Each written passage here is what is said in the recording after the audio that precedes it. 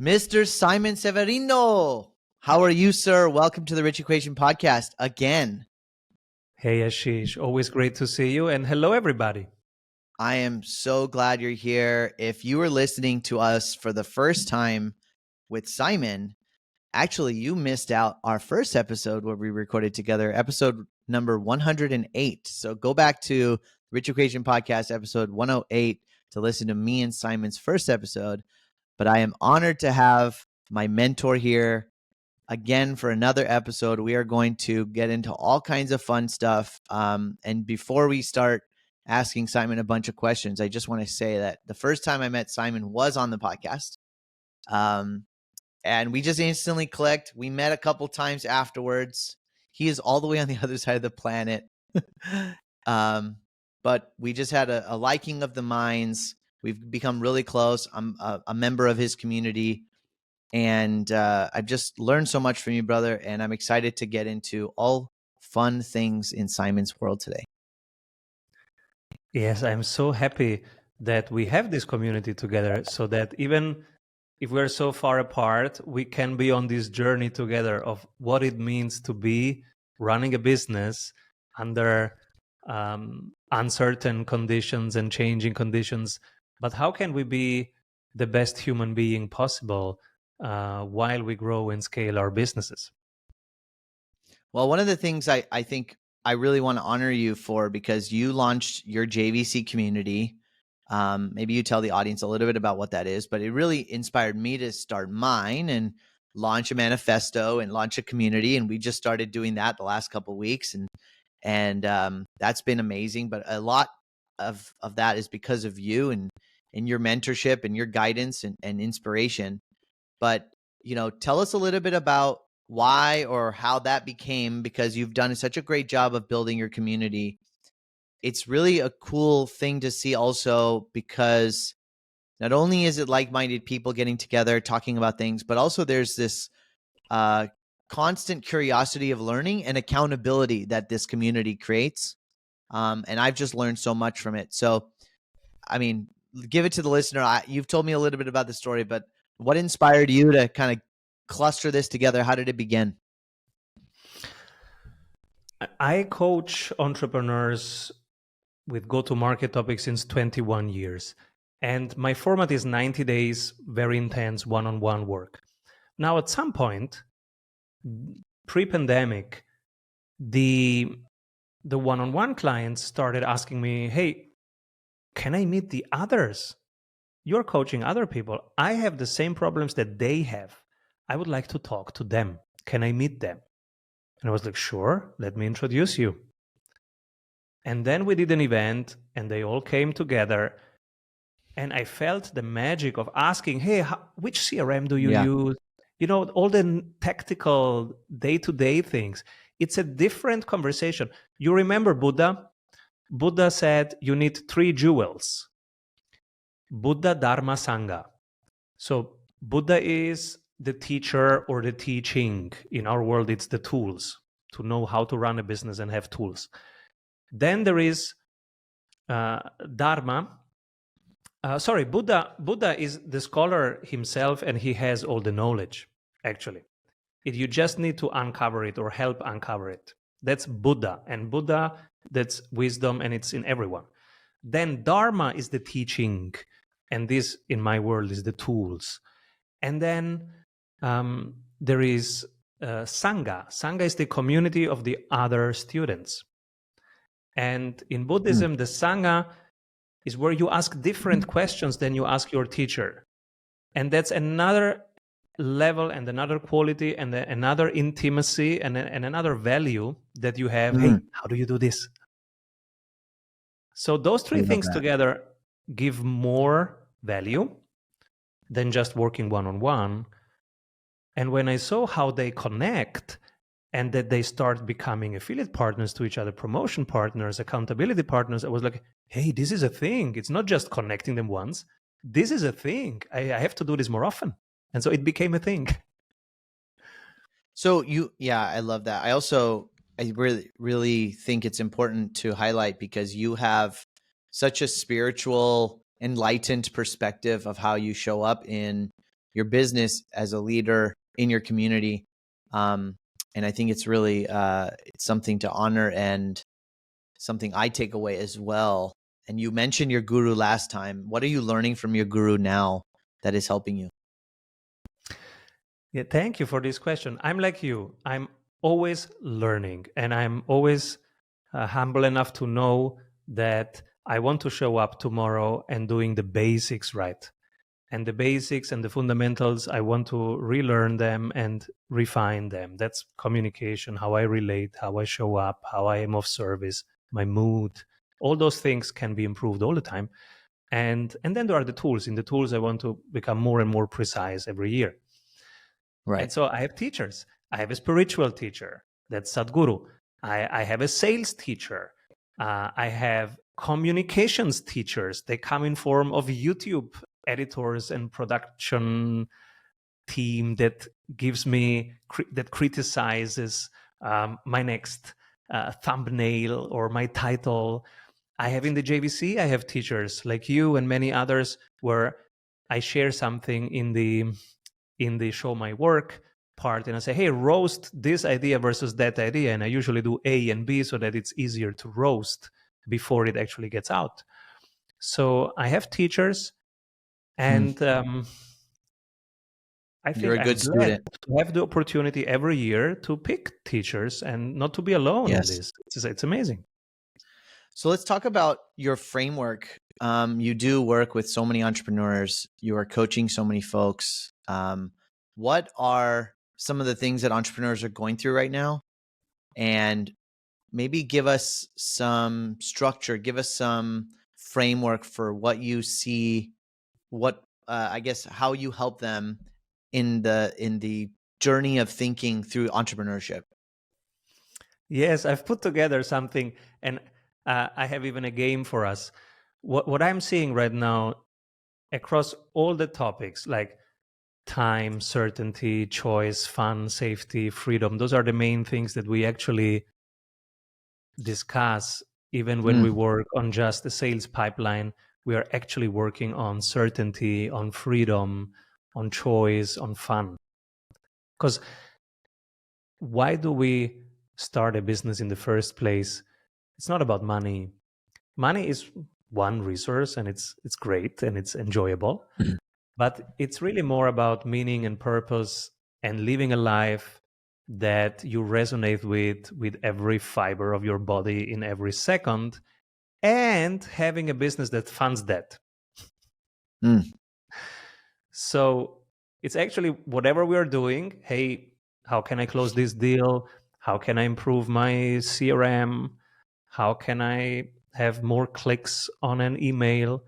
We're actually also discussing topics like freedom, safety, certainty, ease. On the personal side. Because it can feel, running a business can feel like freedom, but it can feel like slavery. Yeah. And so I like to say that sometimes we feel like a turtle. Can you see this turtle? Yes. If people are listening, I'm showing a turtle because sometimes you feel like underwater. I have no time. Yes, Simon, sounds great, but I don't have time for this. Yeah, I want to do that. It's the right thing to do, but I don't have time for this. This is when we are in turtle mode. And then we break through that, and we have this energy that's fast like a cheetah, and we move forward fast like a cheetah. We build before we think, and we ship. It's a great energy, the cheetah energy, and we are usually happy and full of adrenaline and a little bit high, and we are in this workaholic mode that feels actually great. You forget to eat, you forget to sleep, you don't need it, you are in flow. But then your people, like your spouse, your friends, they start saying, yeah, but you kind of look pale, buddy, and you never come to the tennis match, and you missed soccer practice of your kids. Is everything okay? When do you stop working? And this is when we shift from cheetah mode to happy like a dog. And we oscillate between, human doing, fast as a cheetah, and human being, happy as a dog. And ideally, we want to be oscillating between fast and happy, and never fall back to underwater, actually. And we could go through all these single parts of running a business and look like how it manifests, if it's interesting. Yeah, of course it's interesting. I think all of us go through that. I think all of us are suffering through the oscillations. What works for you? What is, you are a really busy guy. You have things happening all around the world. A lot of people depend on you. You have a beautiful little family with little toddlers running around looking for you all the time as well. You're super active. Personally, you're active. So you also have your own interests in being active and strong and healthy and running all the time. And we share that together as an interest, right? I think we shared your bike last time, if I'm not mistaken. I can't remember. But what has worked for you in those transitions? Because I think the listener could agree that, making those shifts from doing mode, alpha mode, high adrenaline, high cortisol to happy as a dog, it's not just a switch, or is it? Great point. And let's start with me being a father, because 3 little kids, all below 8 years old. So as you can imagine, as soon as I take me time, I feel guilty. Not towards the kids, but towards my wife, because if I have me time, then she has 3 kids to take care of. That's tough. So guilt. In turtle mode, which I fall back many times per week, I feel guilty for reading a book, for relaxing, for thinking. Like after this, I'm going to the book club. We have a book club in the JVC, and I will enjoy it. But it wasn't like that. I was feeling guilty when I just run in the morning. And don't get me started with 4 hours on a bike. So I stopped doing the bike thing, just running. But in running, I found that I was feeling guilty when it was like sporadically ad hoc. I stopped feeling guilty when I moved it to Papa will run every day, 6:30 to 7:30 in the morning. I am running. And that's it. There is no weather component or weekend versus week component. It's just 6:30, Papa is running. Before I do that, I prepare breakfast for everyone, but then I'm gone. And so now the kids, whenever it's 6:30, you say, hey, where is your Papa? You say, oh, let me check the clock. Oh, he's running. So that brought in a calmness, because nobody has to think, where is Papa? They know, oh, he's running. 6:30, he's running. 7:31, he will be here. And so I don't have a guilt feeling anymore. And of course, there is another part. Yes, and we found, of course, something also where I give, because I take now from my wife's time, and so I will give her also a time every Tuesday evening. It's her evening. That's sacred, and she goes out with her friends, and I have the kids. So it's always a give and take, but I had to start saying, this is one of my needs. It's a non-negotiable. Yeah. And that was the shift. One of the things you've done also this year, if you're open to sharing, is you've really reduced your travel intentionally. And that's probably at a cost to you from a revenue standpoint, because you do a lot of speeches and conferences and things like that as well. But that was an intentional choice. We're kind of staying with the family stuff, but tell us a little bit about what came into that thought for you and why you've made that choice. Yes, my life was in planes, and I decided that I want to be here. So I made the ideal week exercise. I think we didn't do that yet in the JVC. We will do it soon. The ideal week is where you map out what's your ideal day and what's your ideal week. And then gradually, week by week, you start manifesting that, actually taking decisions that create that. And so my ideal week was basically what I'm living right now. But it was 5 years ago, that exercise. And in the ideal week, I saw, oof, this week I'm in client delivery 40 hours per week plus travel to get there. My ideal is I wake up in the morning, I do sports, I play with my kids, then I coach people online, then I meet a community, then I'm on a podcast, then I'm in a book club, and then I read a book. It was so far away from my reality, but I created a Google Calendar that's called Idea Week. And when people asked me for a meeting, I first open the Google Calendar and say, yeah, Friday, 2 a.m., because that's when I take meetings. And so I started making it a reality. 6 months later, I was living that. Part of the decision was to say no to short-term profits. I said no to TED Talk. I said no to big opportunities. In the short term, I had lower profits. Long term, they are now actually higher. And the point is that I kept my integrity, the integrity with my needs and with the people that I'm here to serve. I'm serving them even more now, more countries, more time zones, because in a day, I can be in multiple countries and serve there instead of being, at an airport where I can't serve anybody. Yeah. Let's talk about marketing, advertising, sales for a minute, because that's really a big technical experience or technical expertise of yours. And I've learned so much about all of that from you. But I want to actually riff with you about social media platforms, because we've talked a lot about that in terms of where's the right place to advertise for your business. And I know it's a little bit different per business, but where are you seeing a lot of activity for businesses to be engaging with clients? We've talked about X, we've talked about LinkedIn, and I feel like about a year ago, we were really leaning more towards LinkedIn as a platform for where businesses were more engaging and communicating and advertising, and perhaps that's shifting.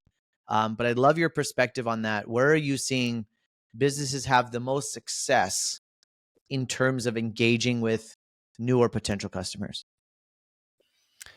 What I'm seeing with our current clients is LinkedIn is still strong, but there is YouTube and X actually coming up faster and wilder. Really? Oh, YouTube also. Wow. Okay. Yeah. So LinkedIn is our oldest place to be present. We have the most followers there and we still use it. But my experience is, it's not me on LinkedIn, it's 4 people on my marketing team. And the same thing is on the other side. So if you want to actually meet an executive level person, you won't find them on LinkedIn. You will find their marketing team or their assistant. And that weakens a little bit my interest in LinkedIn, because I want to talk to the executives, not to their team. So if you are in B2B and you really want to start a conversation, and think of yourself. Let's say tomorrow you go to a concert. The concert is so cool. You take a picture, you want to share this with your friends. Do you share this on LinkedIn? Right. Nobody does, right? You do the enterprisey posts. Right. We had this trade show, we met this customer, this is the project we just finished, these are the results we're having. Boring as hell. None of the personal connection stuff is happening on LinkedIn. None of that. Where is the excitement? It's on X. Like today I was asking, hey guys, what's your savings rate? Everybody was giving me their savings rate. This is strong, and I'm not even a financial advisor, but people love to connect, to share, and it's them. It's actually them. It's not their team. I think it's for technical reason. It's not easy to use X to actually delegate it. You kind of have to do it yourself. It's built for that. And I love it. It's wild and it's immediate. And you can talk literally to CEOs of global companies in 10 minutes. And it's them. You might get an answer from Elon. Mm. There's a high likelihood. And why YouTube is also very strong. Well, first, it's an SEO Eldorado. It's a search engine. So if you create a video, and let's say you want to really dominate a specific area, like, I don't know, you are a sales coach. If you create videos with sales in the title and you just do enough of those, you will own that term because it's a search engine. It's Google. So when people search for something, a video pops up. So you can really build dominance in your field via YouTube. And that's the technical reason. And the emotional reason is because it's real. It's real. It's real people in their real homes usually. Like I'm at home right now. You're I guess also at home, right? I'm in my office, yeah.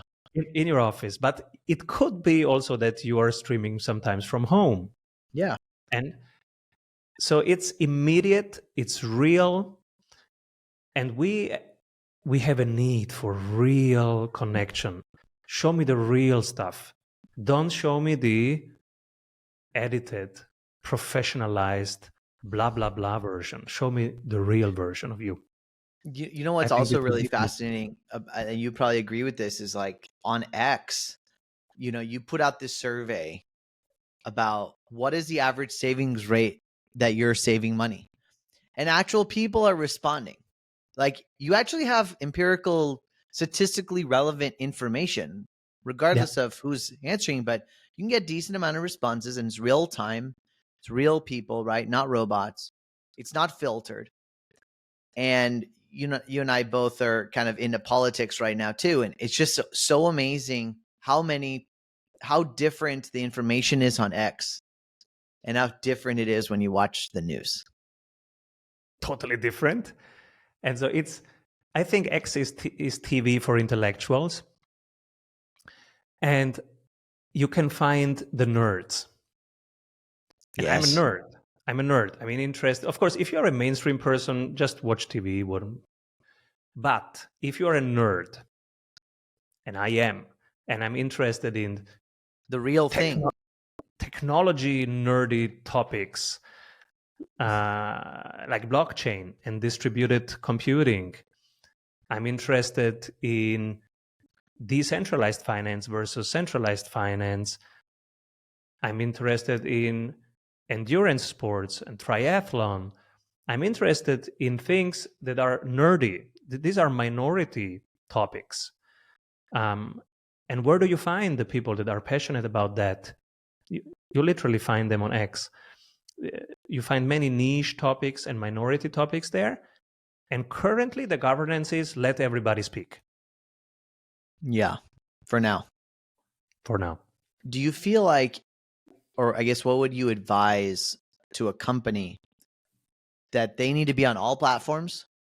Or do you think that less is more and deeper is better? Or no, this day and age, you really got to be everywhere. You got to be on Instagram. You got to be on Facebook. You got to be on LinkedIn. You got to be on X. Or does it matter?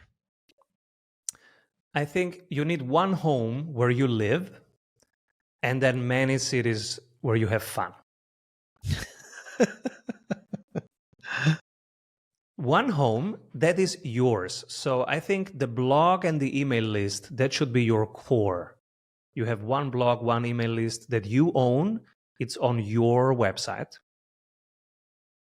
That's your home.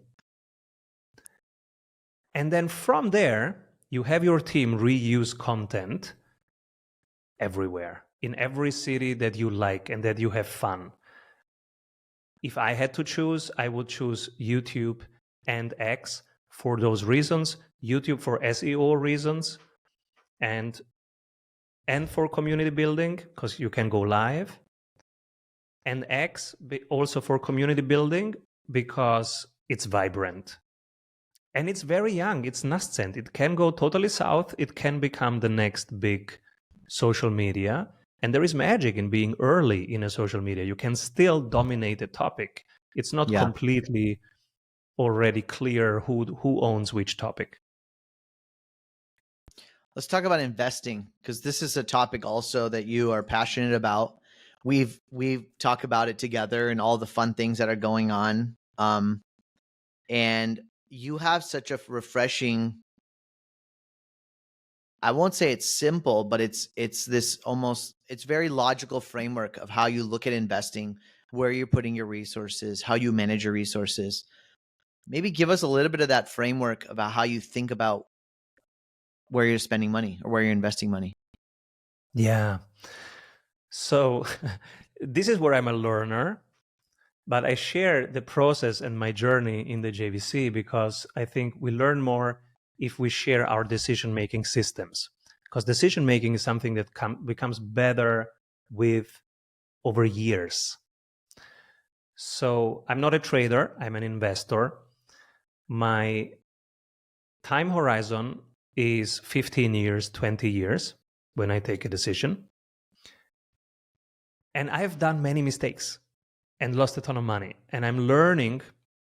I have a journal, an investing journal, and I'm learning about those things. So my first recommendation would be to write down your decisions and to come back and review them. This is how you learn about your biases, about your level of awareness, and about your not knowing. And I think there are two types of investors.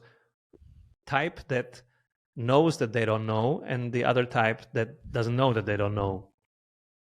I prefer to be in camp one and to write down my decisions so that gradually I start taking better decisions.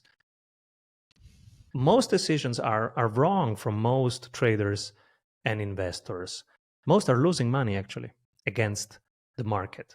Most would be better off with just S&P 500 for life and add every month.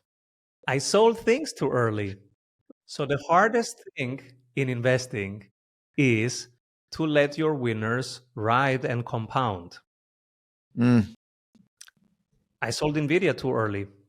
I did hold them for 2 years. Nothing was going on. I said, okay, let's ditch them. And then whoosh. And I was out. Bad timing. Very bad timing. So what did I learn from that? I learned that I need a more profound research phase. So what I do now is I research the top 150 possible assets. And of those, I have 10 criteria, due diligence criteria. One is they need to be owner-led, because owners have skin in the game. They don't think in quarters, they think in decades. So they reinvest properly. And they are aligned. So their incentives are aligned with everybody's incentives in the firm. So owner-led. Then I look at low debt, ideally zero debt, and high free cash flow and high forward cash flow, high profit rate, because that gives them optionality and maneuverability to actually reinvest. And because I hold them for plus 10 years, profitability is very important, and also defendability. Defendability can come from network effects, from brand effects. You can measure a moat by seeing the low cost of acquisition. For example, I was analyzing Hermès versus their competitor Louis Vuitton. Some people think both are in the luxury field, so you can cross-compare them to each other. Turns out they're actually not both in the field, because when you're in true luxury, your cost of acquisition is very, very low. So Hermès, I found out, has 4.5% ad spend, so cost of acquisition, 4.5%. Louis Vuitton, 14%. It's a huge difference. Ferrari also 4.5%. Ferrari and Hermès have very low cost of acquisition. That tells me they have a moat. Louis Vuitton has higher cost of acquisition. I digged deeper. Turns out one part of their business is not luxury at all, the spirits part, because the spirits part has many brands that are just wannabe luxury, but not really luxury. And so they have to spend to acquire users. And when you see that, you know, oh, that's not a wide moat. So these are the things that I look at. Makes sense. And I have 10 of those. One of them is moat, defendability, rate of growth, network effects, brand effects. And I measure them qualitatively and quantitatively. But I have learned that if investing was a finance game, then every accountant would be rich. Yeah. It's more about strategy and psychology. Strategy, the defendability. What's the moat? What's the strategic advantage? Do they see something that others don't see? Will they be able to win? Can they execute faster, better than others? So this is the psychology side and the strategy side that I think are much more important. And also, does the market undervalue them or overvalue them? So mass psychology, because the market is never at fair value. What are you using to collect analytical and empirical data on these? Because you use some really good websites, so maybe call out a few places where you're doing your research. I start with Dataroma. So how do I come up with the top 150? I go to Dataroma because you have the F13 filings of the best investors. They have to file when they buy. So you see what's Warren Buffett buying right now, Charlie Munger. Go to your favorites, right? I have my 5-6 favorites. I see what are they buying this quarter, what are they selling this quarter, and that is one data point for me. So if they are all selling Google, I don't even research it anymore. Maybe they know something we don't know. Exactly. And so it becomes the first data point. Then the top 150, they get into my second round. My second round goes through the 10 steps of my due diligence. If they survive that, in the end, it's max 9 that survive, because the 10th position is my cash position. I want to be at 10% cash in any time. Because so you're basically having 10 positions and that's it. That's what you're committing to. Yeah, I can show you the positions. Yeah, let's go through the positions, because I think you've done a good job of actually categorizing them as well. Do it. Let me see. The most important thing is my savings rate is 36%.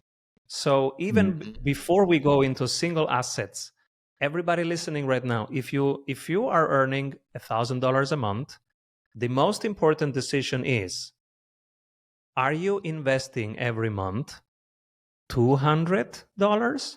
That would be 20%, or $300, or in my case, I'm investing 360 of those.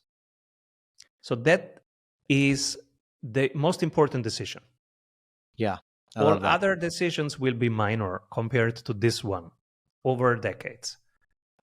Like your decision in life, who you marry, is much more important than the next 6,000 decisions that you've taken since then. This is important to say first. After you've taken that decision, the next decision is your overall risk management and overall portfolio construction. My decision is, I am 1/3 in real estate every month, 1/3 in equities, no ETFs, no index funds, and 1/3 in digital assets.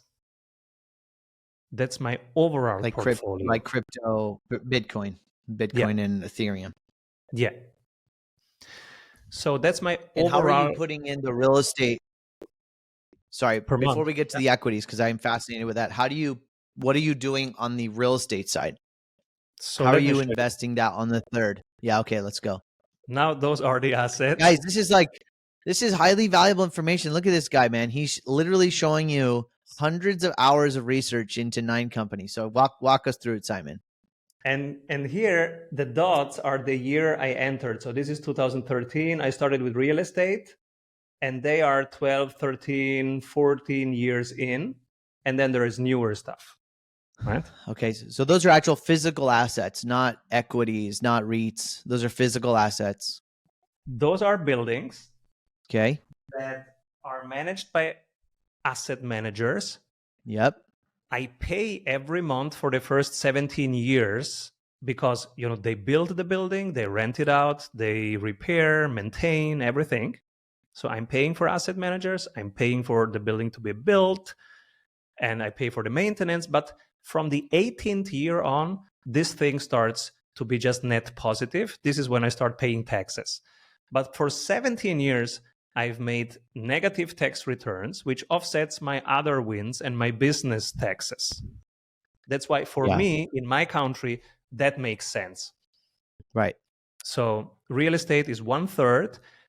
And for me, the difference is I don't own the house in which I live. So this house, I do rent every month.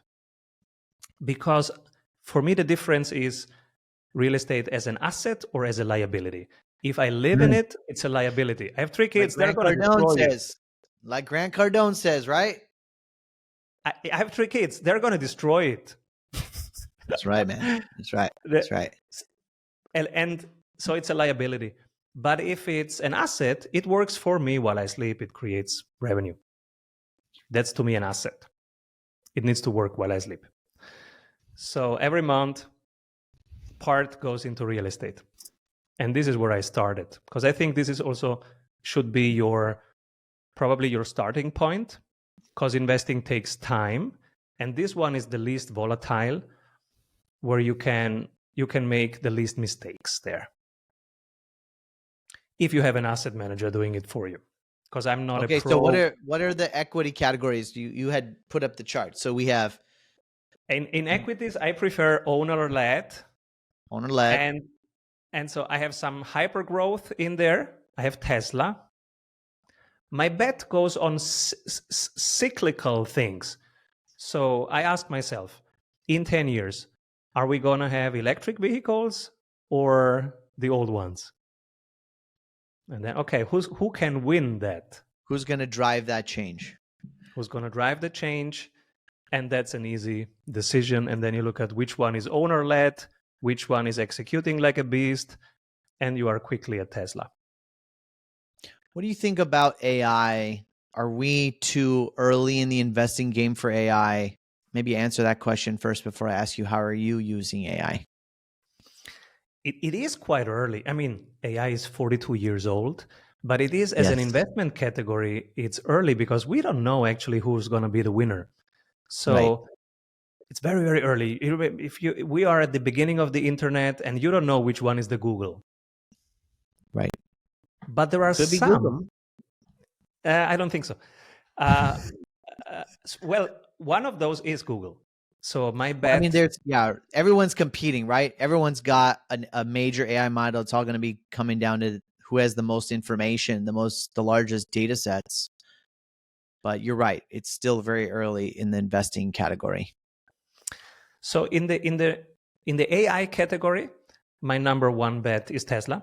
They have Dojo. They will be the first with FSD. Might come out next week. FSD actually in California, and so they are my AI bet, and my clean energy bet, and my EV bet, and my battery bet. So there's, I think, 6 companies in Tesla right now, or let's say potentially 6 companies. I love it. What are you? How are you utilizing AI in your business? You are super tech forward, super innovative forward. You hate wasting your time. I think you and I share that a lot. So where are you using it in your day-to-day life, perhaps, or your day-to-day communications, or what are some quick wins that people can use AI? Today, I have created 8 GPTs, and I've shared them in the JVC, so you will find them in the Slack group. One of them, you make a picture of your fridge, and it gives you recipes, what to cook with, stuff that you have in there. That's fun. And then there are more revenue generating ones. Like I do now strategic analysis much quicker. I'm doing strategic analysis now with a big wealth management institution. And the difference there is billions. If they find an unmet need in a specific region, they are across many countries. So if in one region they find out that they have an edge against a competitor, and we can do that now in days instead of in months, and we are doing it. And when we find that edge, we immediately ask then the AI to start writing email campaigns, and we go out there with those email campaigns, also tweets. And that's immediate because you can catch that sentiment quicker, like I'm doing with the savings rate, right? Boom, boom, boom. You catch sentiment, you can follow on the conversation, and AI makes it just super fast. I love it. As we wrap up this year, what are you most excited about for 2024? Where do you see the world going in 2024? Lots of, I know that's a broad question, but lot answer how you wish. I love the freedom. I think every one of us has now the chance to live their dream life.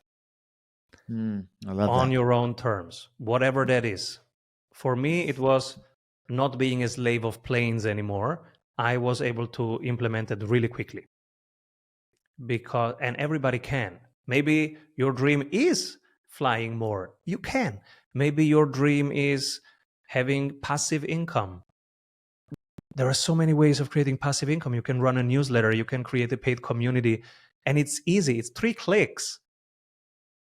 It helps if you have somebody like Ashish, like Simon, that you can spar your thoughts with and have a concept, right? But then it's actually 3 clicks in implementing it, and iterations are fast. You can build in public. I'm really excited about building in public versus burning out alone. That's a big thing. Can you say that one more time and be specific on what you mean? Build in public instead of burning out alone. So one example, today I was running with my buddy Andy. So powerful. And Andy runs an agency, right? And in some weeks he says, oh my God, this week is tough. This week is tough. Today he said, Simon, I did it your way. And I said, okay, what's my way? And he says, I had a half-baked prototype, but I already shared it on Twitter. I got feedback. And not just that, but the feedback gave me energy and pumped me to refine it. But it told me also where the blind spots are and what to refine, because I got this information from the people. So they were like my research department. Plus, those 60 people, they are now following me. So I'm building community around this topic. Right. Said, this is magic. And the only difference was he, instead of building in his room, he just shared the work half-baked. That's what I call build in public. Yeah. Share A versus B. What should I do? Before. Love it. So for example, now before I create a YouTube video, I create 2 thumbnails. I call them A and B. And I ask on Twitter, I ask in the JVC, I ask all kind of people and say, even Facebook, which is just, family and friends for me. But even they find it funny and say, yeah, go with B. A sucks. The color is terrible. It's fun. You invite other people into your part world, right? Exactly. Yeah, you invite people into a world. You're a creator. You're a builder. People want to be part of that journey. People want to be close to those people. And social media and communities like this allow you to do that. Yes. And people do want to engage. And if you think of your dearest ones, like for me, it's my wife and my children. What's the greatest thing of this adventure together? It is really sharing the journey, like both the exploration, the overwhelm, the I don't know what to do, but then also, oh, look at this, I found something, this is working. That's the joy. And then when you find something and you are happy, for example, today I found something and I was happy. I put on my favorite music here and I called everybody here to dance, and we had a little dance in between. Those things make a difference. Those are the little moments of joy. You're amazing. What are you working on yourself right now, Simon? I'm working on reminding me that I'm not the body, I'm not the mind, that I'm awareness, and I have infinite compassion for everyone, and there is no separation between me and anybody. No human being, no plant. And also that when I talk to people, I'm not talking to their body. That will be dead in a couple decades. I'm talking to the eternal them. That's awareness. Yeah, beautiful. I'm so lucky to have you in my life and proud to call you a mentor and a friend. So good, man. So much we can continue to keep talking about and learn from you. Any final thoughts as we wrap up? Any final messages to the audience?